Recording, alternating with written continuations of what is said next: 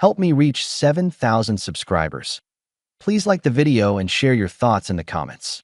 Your feedback helps make the content better. I walked into the bedroom still smelling like brake fluid and cold coffee, and Megan snapped her phone face down so fast it skittered across the comforter. She looked up at me like a kid caught stuffing a cookie in her pocket. No hello. No, how was your day, Mark?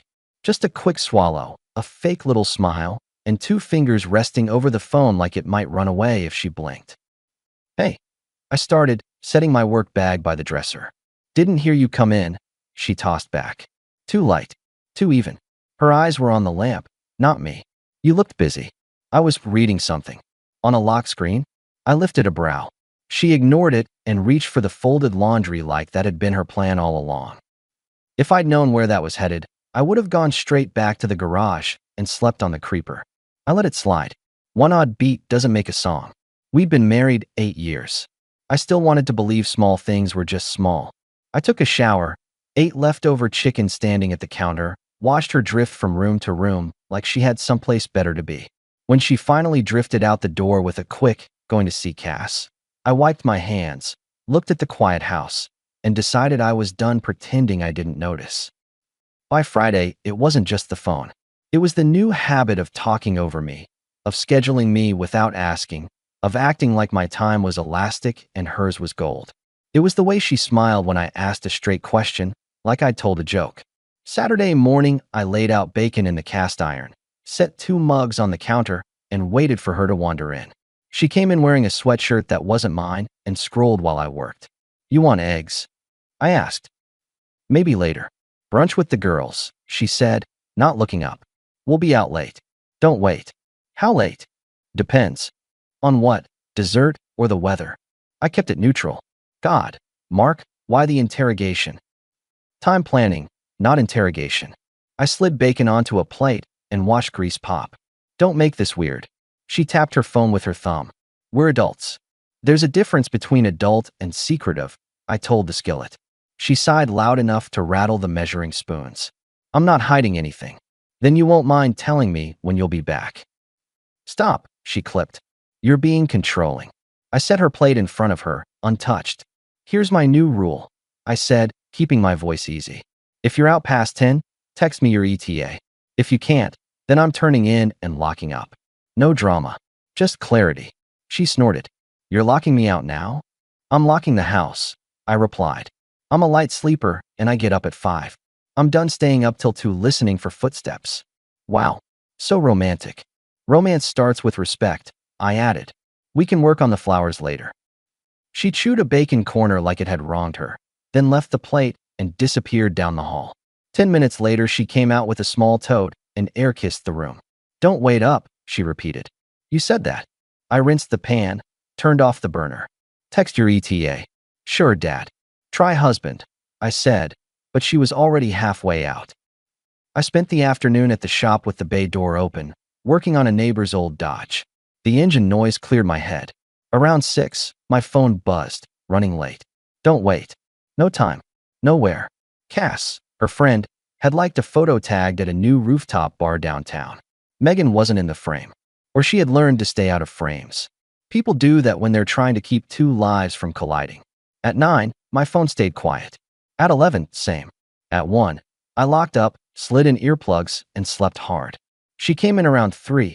I knew because the dog thumped his tail once and then settled like even he knew better.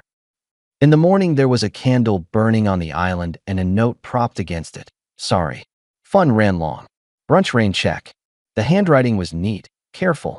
That was her first softening move. Textbook. I let the candle burn down while I brewed coffee and considered whether I wanted pancakes or just silence. She emerged around 10 with a fresh face and damp hair.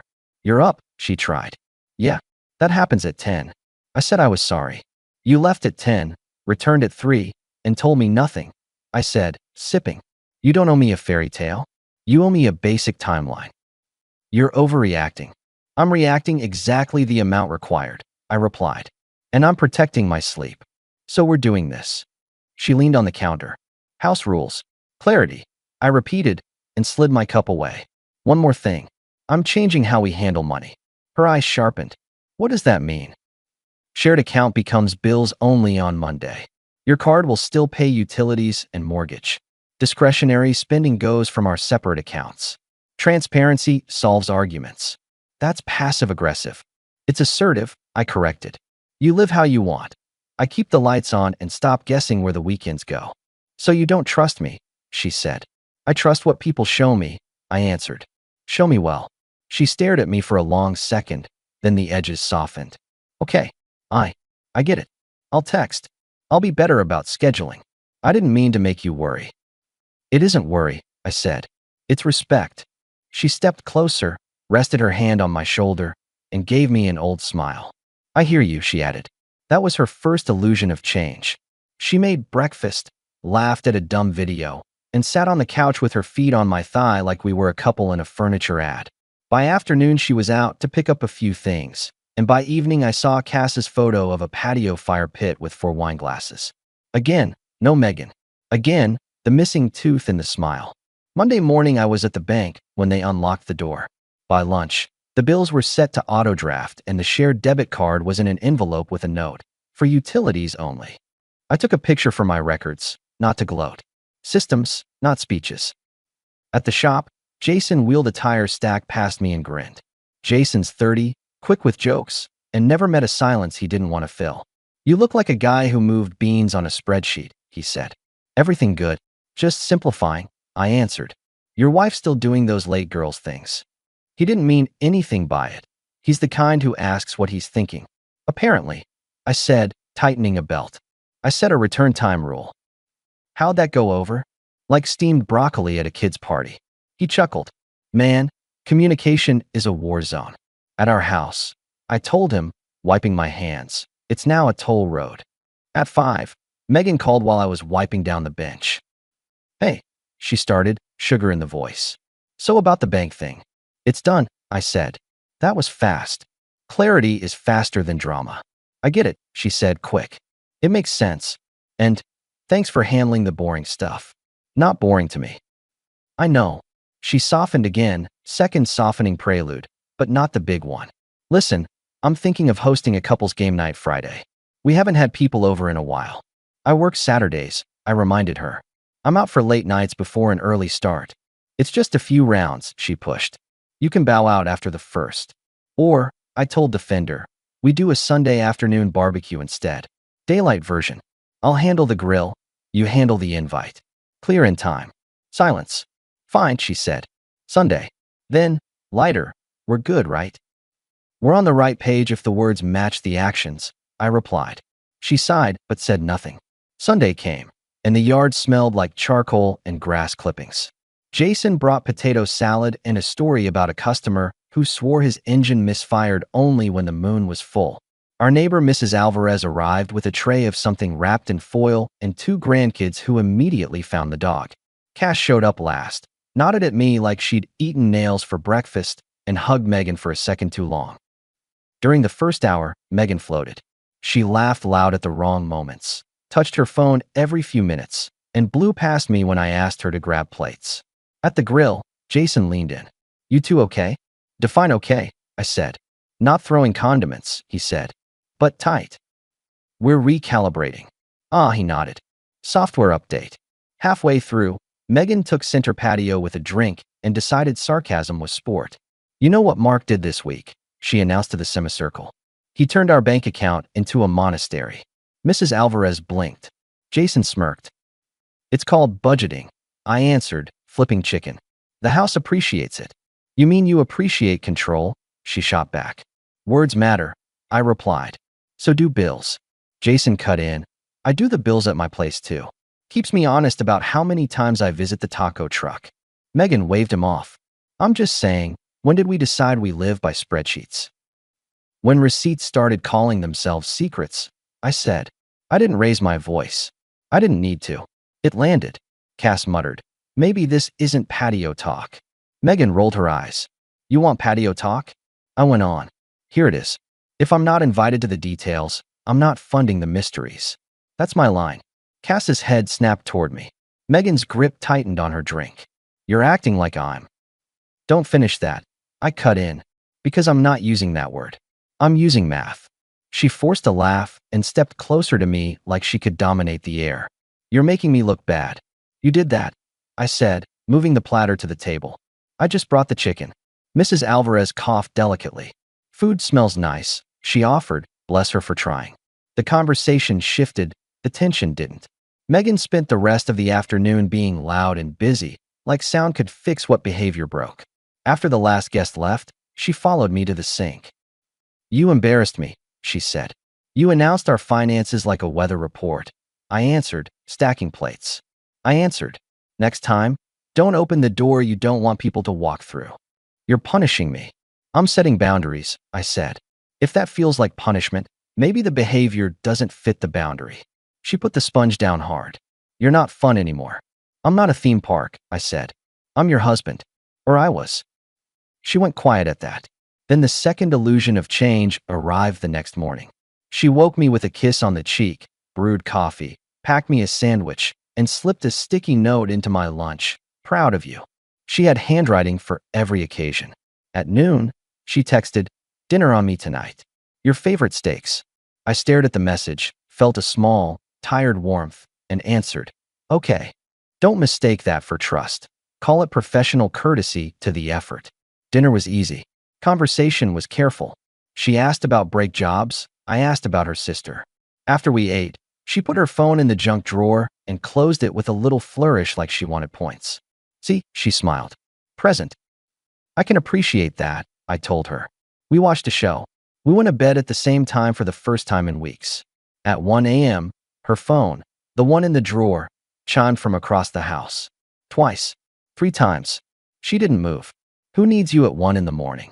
I asked the ceiling. No one, she said too quickly. Spam. Spam texts in triplicate, I murmured. That's a new feature. In the morning, she was sweet again. Then she was gone again. That's how illusions work. 2 days later, I was in the shop alone when my phone vibrated with a name that made me pause. Cassandra. I hit answer with a greasy thumb. Mark. Her voice was tight, like she was about to jump off a high dive. Can you talk? Make it straight, I said. I can't hold it anymore, she blurted. I can't. I tried to stay out, but I can't watch you stand there. Stand where? I leaned on the bench. In the dark, she said. Megan isn't. She's not with girls every time. Okay. I'm sorry. I'm sorry. I had my suspicions, I told her. That isn't proof. I know, she said quickly. I know you don't have to believe me. You shouldn't. But I have pictures. From last weekend. I didn't want to take them. I did anyway. Why? Because you're not stupid, and this is wrong, she said, all in one breath. I'm sending them. Now, Cass, I said, keeping my voice level. I don't take anyone's word on faith. Send what you think you need to send. I know, she whispered. Check your phone. She hung up. A message arrived a second later. I opened it. 2 photos. Rooftop lighting. Megan turned toward a man with a sharp haircut and a shirt too tight for his age. Their faces inches apart. His hand on her hip, her hand on his jacket. The kind of posture that isn't friendship and isn't curiosity either. Another shot near the bar, her head tilting into his shoulder, not quite touching, like what happens when you think the world isn't looking. You don't need captions if cameras don't lie. The workbench felt suddenly very clean under my hands. I saved the images to a locked folder and exhaled once slow. Thank you, I texted back. I appreciate clarity. I'm sorry, she wrote. I should have said something sooner. This is soon enough, I replied. Then I washed my hands, closed the shop 15 minutes early, and drove to the place where life gets organized when feelings aren't enough. No speeches, no threats. Paperwork exists for a reason. I signed what I needed to sign, asked the questions a calm man asks, and gathered the packet the way you gather instructions for a new tool. On the way home, I stopped at the hardware store for moving boxes and a set of door hardware that doesn't require a locksmith if you know how to read a diagram. At home, I didn't wait for an argument. I set boxes on our bed, my bed, now, and pulled her side of the closet one hanger at a time. I folded carefully, not out of tenderness, but so I didn't have to touch any of it again. I filled 3 boxes, taped tops, and labeled them with a black marker. Bedroom, bathroom, desk. Facts, not drama. Megan texted at 7. Dinner with girls. I didn't answer. At 9. Back late. I set my phone on Do Not Disturb and wrapped another frame in bubble wrap. At 10 the next morning, a message arrived that wasn't a lie pretending to be a courtesy. Traveling for a few days. Back Monday. I'll explain later. Don't worry. Just like that. No where. No why. No who. I stared at the word explain until it stopped meaning anything. Then I typed the only message I sent all week. No problem, honey. Explain it to my attorney. He loves stories. The call started within minutes. Unknown numbers. Her number. Cass. Then her sister. Then her number again. Voicemails stacked up like parking tickets. I ignored them. I finished packing. I changed the locks. I moved the photo of our wedding from the hallway to the bottom of a box marked miscellaneous and taped it twice so I wouldn't have to look at it by accident. On Thursday, I dealt with logistics at work. I walked into the office and told Angie, our admin, cut Megan from the emergency contact. Add my brother. If she calls, transfer to me, not my cell. Angie looked at me with a kind of soft sadness that doesn't ask questions. You got it, Mark. Jason cornered me at the soda machine. You good? I'm efficient, I said. That's not an answer. It's the only one I've got for the break room, I told him. Change is happening. Want to hit the range this weekend? He asked. Busy, I said. Housekeeping. Back home, I folded another stack of clothes and set it in the suitcase my wife used for weddings and mini getaways. I charged her tablet, slid it in the front pocket, and set the suitcase by the door. Then I sat at the dining table with a pen and made a short list. Keys changed. Utilities confirmation. Personal items boxed. Packet and envelope. Friday afternoon, the second illusion of change came with frosting. A courier dropped a box from a bakery with a card. Miss you. Can we reset? I went away to clear my head. Inside, a dozen cupcakes staring up like they were going to fix the math. I ate none. I set the box on the porch for the neighborhood kids and texted Cass. Cupcakes on my steps. If you want one, take one. She replied in under a minute. She's spiraling. I told her she needs to talk to you. She says you're being cruel. I'm being silent, I wrote. Silence isn't cruelty. It's math again. Cass asked, do you need anything? No, I answered. You did enough. Saturday night, Megan's sister sent a long message full of question marks and passive voice. I chose not to educate her. Education was coming without my help. Sunday, I polished the truck and changed the oil because habits keep you sane. I played catch with Mrs. Alvarez's grandkids for 10 minutes and sent them home with the last 2 cupcakes. I sat on the porch while the sun slid down the street and thought about what I would say on Monday when the person who used to share my bed tried to take back the door. Monday came gray and damp. At 11:08, the handle rattled the way it does when you're used to a certain click and you get a different one. The rattle turned frantic. Then the knocking.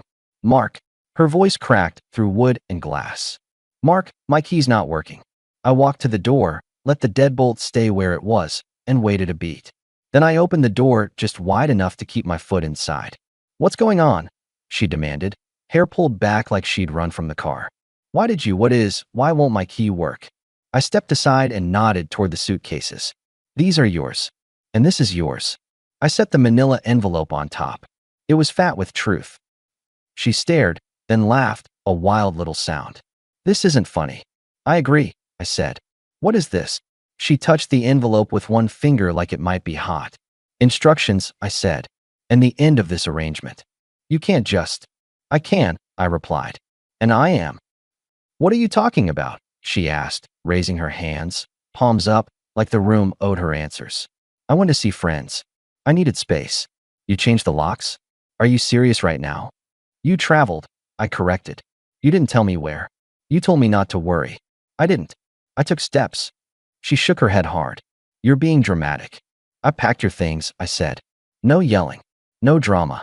Just facts. I'm your wife. She pushed, lowering her voice like the neighbors were suddenly a problem. You were, I corrected. Open the envelope. I'm not. It's not a suggestion. She tore it open like she was teaching the paper a lesson. She skimmed the top page, then the next, then stopped. She looked up at me, angry, then something else, then nothing. Her eyes flicked to the photographs tucked inside the packet. She didn't pull them all the way out, just enough to know what they were. Where did you get those? She whispered. They arrived, I said. She swallowed.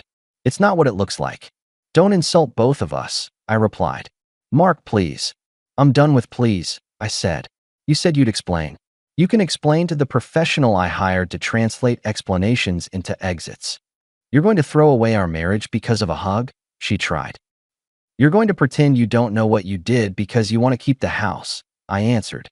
Different strategies, same outcome. She blinked fast. You can't kick me out of my home. Your suitcase is inside the door, I said calmly.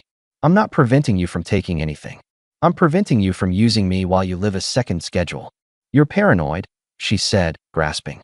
Look again at the photos, I answered. Then decide if paranoid is the right word. Her jaw worked. She looked down at the top photo and then back up at me. Who sent these? A friend who got tired of playing lookout, I said. Cass, she hissed. Don't take it out on the one person who remembered right and wrong, I told her. I can explain, she said again. Don't, I said. There's a list inside. It includes a time tomorrow when you can come with someone and pick up whatever we missed. After that, I'm not here. You're not here where? She demanded. In your life? I said. You're making a mistake. I made plenty, I answered. I'm done making this one. She took a half step in, testing the threshold. I didn't move. She stopped. You're cold, she said. I'm clear, I corrected. That's different. She looked at the boxes again like they might change their labels if she stared. Then she tried one more angle. We can try counseling, she said quickly. We can reset. I'll cut off. She stopped, realizing she'd nearly said something she couldn't unsay. I'll fix it. You don't fix broken trust with a coupon, I replied. What do you want me to say? She demanded, running out of script. I don't want your lines, I said. I want your suitcase out of my hallway. She stood silent, breathing through her nose, then grabbed the handle of the first case and yanked it past the threshold. The wheels thunked down the entry step. She loaded the second one on top and hugged the envelope like a life jacket. Mark, she said finally, quieter, how did we get here? I let that hang for a second. One small disrespect at a time. You train me not to ask. I train myself to act. That's how. She swallowed again. And that's it. That's it, I said. Photos are with the papers. You can look. I closed the door gently, not a slam, just the sound of wood meeting wood when it's in alignment. She didn't ring again. She didn't scream. She stood on the porch long enough for me to hear the wheels roll, then the car door open, then close. After 10 minutes, Mrs. Alvarez texted, Everything okay? I replied, Everything's in its proper place. The house felt different in a way that wasn't relief and wasn't grief either. It was clean. I made a sandwich, ate it standing up, and threw away the bakery card still sitting on the porch. The next weeks were quiet. I slept hard without listening for keys. I moved my tools into the spare room and set up a workbench where her vanity used to be. I started running again with Jason before our shift. At night, I sat on the porch with a book and watched the neighborhood do what neighborhoods do. Kids riding, sprinklers ticking, someone burning something on a grill and pretending it was on purpose. Peace is underrated until you've been budgeting for it. Her parents started texting around week 2. Hi, Mark. We haven't heard from Megan much. Is she okay? Hey, Mark, we're worried. She says it's a misunderstanding. Can we talk? Then, later, we don't want to take sides. We just want to know what happened. I didn't answer. Not because I wanted to punish them. Because they were innocent and didn't need my version to go to bed angry at their daughter. When they asked again, I sent a single line. I don't want to upset you. That was true. Their disappointment wasn't mine to manage. Cass texted sometimes. At first it was logistics. She's picking up another box Tuesday. Can you leave it on the porch? Then it was small check-ins. Eat tonight, she wrote once. Already did, I replied. She came by twice. The second time with coffee from a place across town that didn't stamp their cups with marketing. She stayed on the porch, sat on the top step like a neighbor, and talked about nothing for 20 minutes. Her nephew's baseball game, a stray cat at her complex, the pie crust she was trying to master. When she stood to go, she hesitated. You hate me now? She asked, not quite joking. No, I said. You told the truth when it mattered. She nodded, eyes on the street. We okay? As people. We're people, I said. We can be friends. That's it. That's it. She repeated and left it there. Money stayed simple. The house stayed mine. Paperwork that needed filing got filed without theatrics. The truck remained exactly the truck I chose, and no one rolled their eyes when I changed a part that wasn't broken yet. Jason and I fixed up an old motorcycle in the evenings and sold it for a decent profit. Mrs. Alvarez's grandkids came by with cookies that tasted like sugar and something else probably illegal in 10 states, and I took one anyway because they watched my face to see if I would. Megan, I heard through Cass and through the occasional piece of mail with a forwarding sticker, moved back in with her parents. She told them she needed a break from the city. I didn't correct the record. She got a part-time job in a boutique near their neighborhood. She posted pictures of sunsets without comments turned on.